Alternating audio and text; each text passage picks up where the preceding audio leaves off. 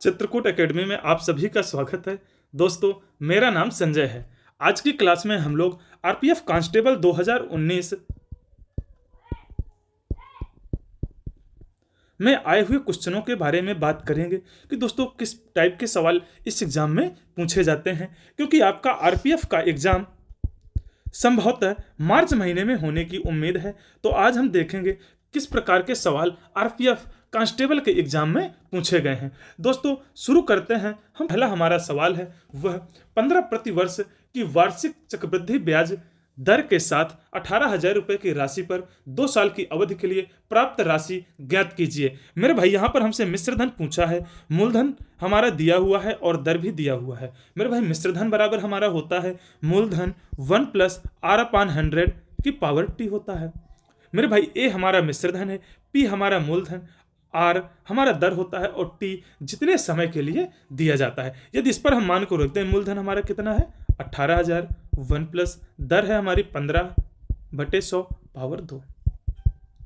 मेरे भाई 18,000, अगर इसे हम काट दे तो मेरे भाई 3 आ गया, यहाँ पे आ गया 20 कर दे तो हमारा 23/20 गुणे 23/20, क्योंकि मेरे भाई जब पावर होती है तो वो चीज़ 2 बार लिखी होती है।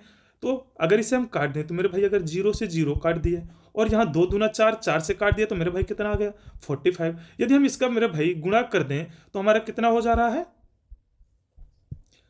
23 से करें 23 पंजे 115 होता है, 11 बचा और 23 चर को 92 और 11 कितना हो जाएगा मेरे भाई 103। फिर हमें 23 का करना है, 23 पंचे 115, 11 बचा, 23 त्रिका 69, 69 और 11 हम जोड़ देंगे मेरे भाई 80, 8 आया और 23 से गुणा 0 करेंगे 0, 8 जोड़ेंगे तो 8 हो गया और 23 कितना हो जाएगा मेरे भाई 23। यानी जो हमारा मिश्र धन है वो कितना हो जा रहा है 23,805 रुपये। हमारा ऑप्शन बी नंबर सही हो जाएगा। अगले सवाल की अगर हम बात करें तो दोस्तों दिया है एक धातु के टुकड़े की कीमत 115 से बढ़कर 138 रुपये हो गई, वृद्धि प्रतिशत ज्ञात कीजिए। मेरे भाई जब परसेंटेज का है तो अगर हम बात करें कोई भी परसेंटेज हमारा कितना होता है 100%। कोई भी जब हम मूल्य दिया होता है वह हमारा 100% के बराबर होता है। मेरे भाई पहले वस्तु का मूल्य कितना था 115 रुपये, वो कितने रुपए महंगी हो गई मेरे भाई 138 रुपये। इन दोनों के बीच के यदि हम अंतर की बात करें तो मेरे भाई कितना आ रहा है 23 रुपीज़, यानी 23 रुपीज़ वस्तु अब महंगी हो गई है।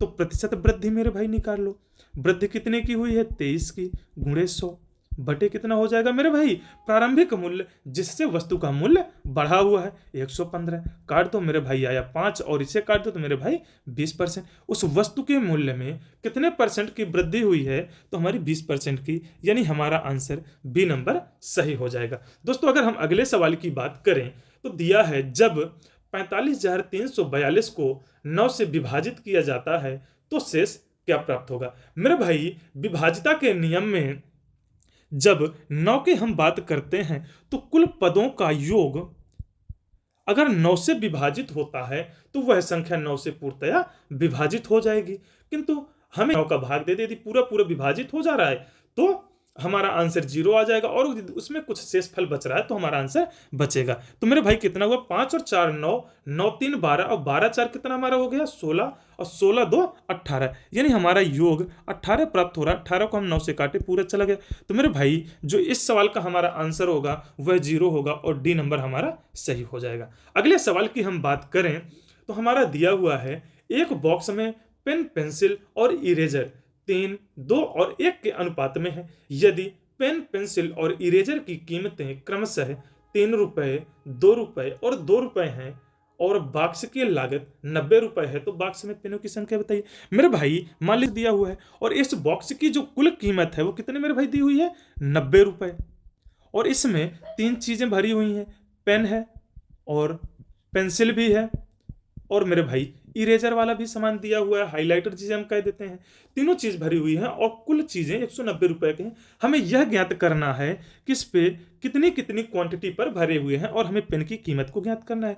तो मेरे भाई इन वस्तुओं की कीमत पे कितने का अनुपात दिया है 3, 2 और 1। मेरे भाई जब अनुपात को हटाएंगे तो एक हम यहाँ पे वैल्यू ले लेंगे जो तीनों से विभाजित हो, यानी x को वैल्यू हमने ले लिया कि x वस्तुएं तीनों में 3x पेन है और 2x हमारे पेंसिल और x हमारी जो है इरेजर हो गई है। मेरे भाई इनका जो मूल्य दिया है पेन का मूल्य और प्रति पेंसिल का 2 रुपये और जो प्रति इरेजर का मूल्य दिया है वह 2 रुपए दिया हुआ है। मेरे भाई अगर हम बात करें तो जो पेन का मूल्य होगा कितना हो जाएगा 9x, और जो पेंसिल का मूल्य है वह हो जाएगा 4x, और इरेजर का हो जाएगा हमारा 2x। अगर इन तीनों को हम जोड़ दें तो मेरे भाई 90 रुपए हमारा प्राप्त होना चाहिए।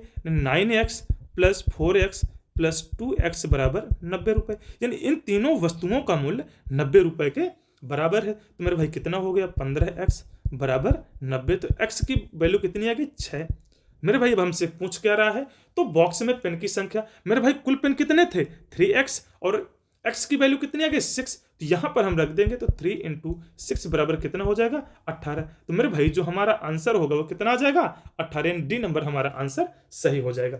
अगले सवाल की अगर हम बात करें तो मेरे भाई हमारा बोर्ड मास का सवाल दिया हुआ है, और इस सवाल में 23 × 552 भागे 24 प्लस 23 और अब बटे में 552 भागे 23 माइनस 1 दिया हुआ है। मेरे भाई जब बोर्ड मास का कोई भी हमें सवाल देता है तो सबसे पहले हम ब्रैकेट को हल करते हैं, उसके बाद जो ऑफ यानी का दिया होता है, फिर डिवीजन, मल्टीपल, ऐड, और इसके बाद हम सबसे अंत में माइनस को करते हैं। तो मेरे भाई अगर इसी को हल करें, ब्रैकेट तो है नहीं, ऑफ भी नहीं दिया, डिवीजन दिया हुआ है, तो मेरे भाई आ जाएगा 23 × 24 से अगर हम भाग तक करते हैं तो 24 दूना 48, मेरे भाई 7 बचा, और 2 × 24 दिया 72 हो गया। नीचे अगर हम भाई बात करें तो मेरे भाई 24 दूना 46 हुआ, और कितना बच रहा है 9, और 23 से 92 हुआ, 92 में भाग दे तो मेरे भाई गया 4 बार, और माइनस 1। मेरे भाई ऊपर से अगर हम 23 कॉमन ले लें तो कितना बच रहा है 23 + 1, नीचे हो जाएगा 23, और 23 से 23 मेरे भाई कट गया, कितना आंसर हमारा आ गया 24, जो इसका आंसर हमारा 24 प्राप्त होगा, और यह हमारे डी नंबर पर दिया हुआ है। यदि हम अगले सवाल की बात करें तो दिया है राम और राज की आयु में 4 और 5 का अनुपात है, यदि उनकी आयु का योग 126 है तो उनकी आयु का अंतर बताइए। मेरे भाई अगर राम की आयु की हम बात करें कितना है 4x, और राज की आयु कितनी दिया हुआ है 5x। मेरे भाई जब अनुपात हटाएंगे तो हम ऐसे ले लेंगे, अगर उनकी दोनों की आयु का योग कितना दिया है 126, यानी 4x प्लस 5x की वैल्यू 126 दिया हुआ है, तो मेरे भाई 9x बराबर कितना हो जाएगा 126। तो x की वैल्यू हमारी कितनी प्राप्त हो गई 14। मेरे भाई यहां पर हमसे पूछ रहा है दोनों की आयु का अंतर, इन दोनों के डिफरेंट मेरे भाई कितना प्राप्त हो रहा है x, यानी x का मान कितना है 14, तो हमारा आंसर 14 कौन सा है हमारा डी नंबर आंसर सही हो रहा है। मेरे भाई अगले सवाल की यदि हम बात करें, पुनः हमारा बोर्ड मास का सवाल दिया है कि 5/4 प्लस 3/5 माइनस 9/10 को हल कीजिए। तो मेरे भाई सबसे पहले ऐसे सवाल में हम एलसीएम ले लेते हैं। एलसीएम कितना आ जाएगा मेरे भाई 20, 5 से भाग करें और जितना यहाँ भागफल आता है उतनी ऊपर वाली संख्या में हम गुणा कर देते हैं। 5 बार गया तो यहाँ पे मेरे भाई 25 हो गया, ये 4 बार गया तो ऊपर हो गया 12, और ये 2 बार गया तो ऊपर मेरे भाई कितना हो जाएगा 18। मेरे भाई 37 हुआ, 37 माइनस 18/20, यहाँ पे कितना प्राप्त हुआ 19/20। मेरे भाई आंसर इतने में दिया नहीं है, एक काम करे भाग कर ले, भाग नहीं गया 0 बढ़ाए 190, 9 हुआ 10 बचा, फिर 0 बढ़ाए 5, यानी मेरे भाई जो इसका आंसर आ रहा है वो हमारा 0.95, यानी इसका भी डी नंबर हमारा सही हो जाएगा। मेरे भाई अगले सवाल की अगर हम बात करें, दिया है कि 5 संख्याओं का औसत 113 है, एक संख्या के निकलने के बाद भी औसत वही रहता है, पता करें कि निकली गई संख्या कौन सी है। मेरे भाई निकाली गई संख्या कौन सी होगी, अगर ऐसा सवाल हमारे एग्जाम में देता है तो मेरे भाई पहले हमारा डायरेक्ट आंसर तो 13 ही हो गया, क्योंकि अगर किसी संख्या में परिवर्तन नहीं हो रहा है, जो निकाली गई संख्या उसका मान कितना है 113 है, यानी इसे हल करें तो मेरे भाई औसत का क्या सूत्र होता है, कुल पदों का योग बटे पदों की संख्या। जितने भी पद होंगे उनकी काउंट करके यहां पर हम संख्या रखेंगे और ऊपर सभी का योग रख देंगे। तो मेरे भाई अगर यहां से हम 5 संख्याओं का योग निकाल लें तो मेरे भाई कितना आ जाएगा, यानी 5 × 113, क्योंकि मेरे भाई औसत दिया हुआ है, कितना हो जाएगा 565। और 4 संख्याओं को योग को अगर हम निकालें तो मेरे भाई कितना हो जाएगा 4 × 113, क्योंकि औसत में कोई परिवर्तन नहीं हो रहा है, यानी 452 हो गया। यदि इन दोनों के अंतर को हम निकाल लें तो हमारा प्राप्त हो जाएगा। इनका अंतर कितना आ रहा है मेरे भाई 3 हो गया, 1 हो गया 1, यानी इन दोनों का अंतर हमारा 113, यानी डी नंबर हमारा ऑप्शन सही हो जाएगा। अगले सवाल की हम बात करें तो पुनः हमारा बोर्ड मास का सवाल दिया हुआ है। दोस्तों जब बोर्ड मास का सवाल आता है तो सर्वप्रथम हम ब्रैकेट को हल करते हैं, फिर ऑफ, इसके बाद मेरे भाई डिवीजन, मल्टीपल, एडिशन और इसके बाद अंत में हम घटाने का कार्य करते हैं। तो मेरे भाई इसमें ब्रैकेट दिया हुआ है। मेरे भाई ब्रैकेट 3 प्रकार के होते हैं। सबसे जो बड़ा ब्रैकेट जो अंत में हम हल करते हैं कुछ ऐसा सिंबल होता है, और जो दूसरा होता है वो मेरे भाई ऐसे, और तीसरा जो हमारा जिसे हम छोटा कोष्टक कहते हैं वो इस प्रकार का होता है। तो सबसे पहले हम इसे हल करेंगे, फिर इसे, और अंत में बड़े वाले कोष्टक को। तो मेरे भाई 42 माइनस 9 प्लस, जैसे भी मेरे भाई ये मान दिया है उसी प्रकार चले जाओ और अंदर से बाहर की ओर हल करते हुए निकल आओ, हमारा आंसर प्राप्त हो जाएगा। मेरे भाई यहां पे हल करें तो कितना हो गया 15,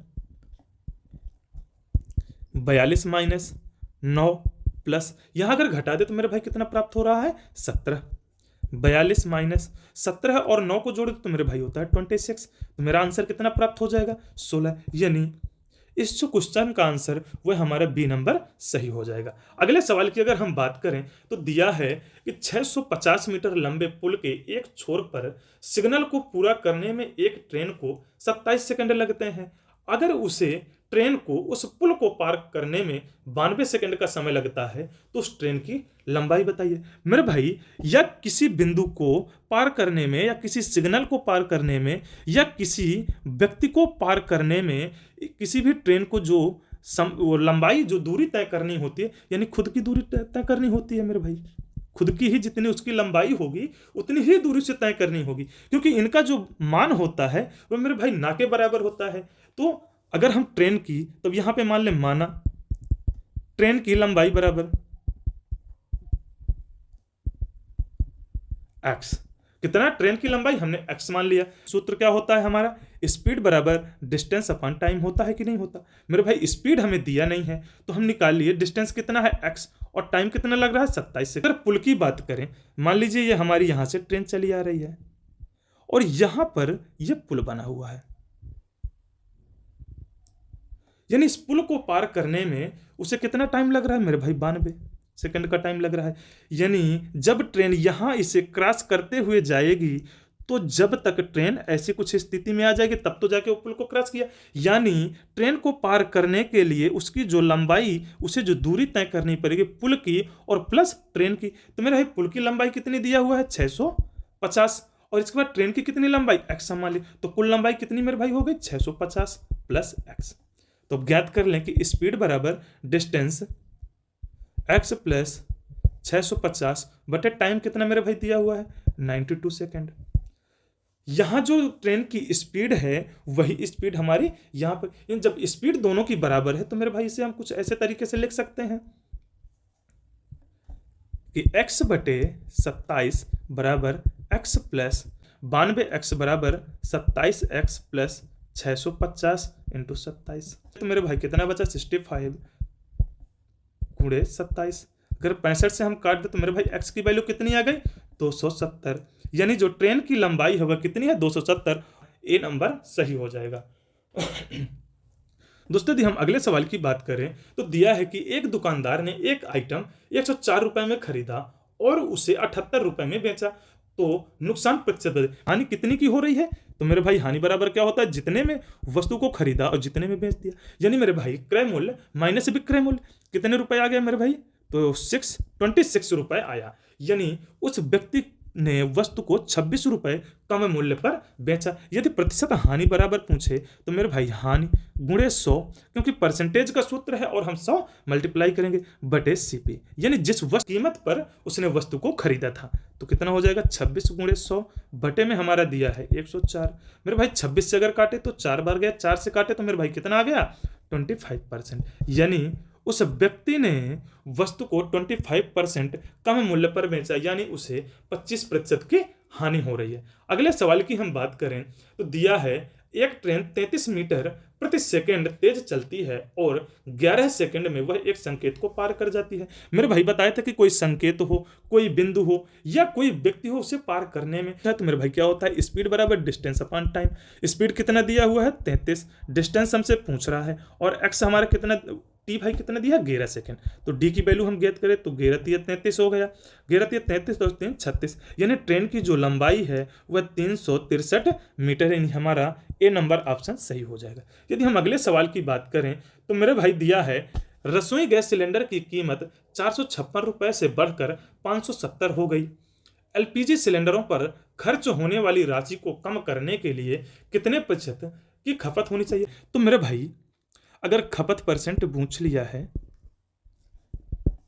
वृद्धि जितने रुपए की वृद्धि हो रही हो गुणे 100, क्योंकि परसेंटेज का मेरे भाई सवाल है। और नया मूल्य मेरे भाई जितना दिया है हमारा, कितने की वृद्धि हो रही है मेरे भाई 570 रुपए, और पुराना मूल्य कितना था 456, माइनस कर दो तो मेरे भाई 4 एक और है, यानी 114 रुपए के मूल्य में वृद्धि हुई है गुणे 100, और नया मूल्य कितना दिया हुआ है 570 रुपए। मेरे भाई काट दो तो ये 5 बार गया, और 5 से अगर इसे काट दो तो मेरे भाई कितना आ रहा है 20%, यानी उस खपत में हमें 20% की कमी करनी पड़ेगी। तो जो हमारा आंसर वह बी नंबर सही हो जाएगा। थैंक यू, धन्यवाद, जय हिंद, जय